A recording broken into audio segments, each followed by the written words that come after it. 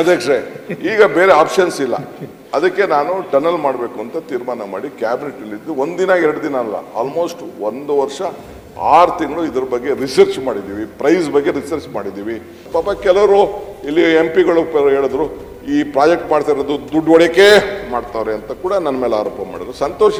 I am not looking at business, I am not looking at finance. ನಾನು ಈ ಬೆಂಗಳೂರಿಗೆ passion ಆಗಿ ಬಂದಿದ್ದೀನಿ, ಇಲ್ಲಿ ರಾಜಕಾರಣ ಮಾಡ್ತಾ ಇದ್ದೀನಿ, ನಮ್ಮದೇ ಅಂತ ಇತಿಹಾಸ ಇದೆ.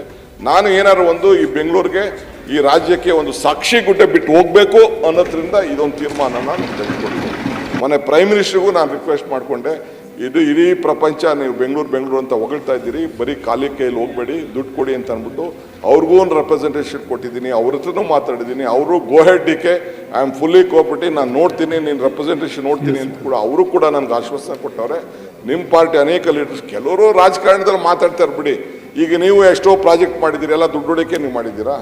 ನಿಮ್ಗೆ ಏನಾದ್ರು ಜನಕ್ಕೆ ಸೇವೆ ಮಾಡಬೇಕು ಅನ್ನೋ ದೃಷ್ಟಿಯಿಂದ ನೀವು ಮಾಡಿರ್ತೀರಿ. ಹಂಗೆ ನಾನು ಕೂಡ ಈ ಬೆಂಗಳೂರಲ್ಲಿ ಅರ್ಬನ್ ಈ ಟನಲ್ಗೆ, ಎಲಿವೇಟೆಡ್ ಕಾರಿಡಾರು, ಮೆಟ್ರೋಗೋ, ಇದಕ್ಕೆ ಫ್ಲೈಓವರ್, ಈ ಡಬಲ್ ಡೆಕ್ಕರ್ ಸಿಸ್ಟಮು, ಈ ಬಫರ್ ರೋಡು, ಇವೆಲ್ಲ ಕೂಡ ಇಲ್ಲಿ ಬಂದದ್ದು ಏನಾದ್ರು ಒಂದು ಬಿಟ್ಟು ಹೋಗಬೇಕು ಬೆಂಗಳೂರಲ್ಲಿ ಅಂತ ಭಾಳ ಆಸೆ ಪಟ್ಟು ಈ ಜವಾಬ್ದಾರಿಯನ್ನು ತೆಗೆದುಕೊಂಡಿದ್ದೀನಿ.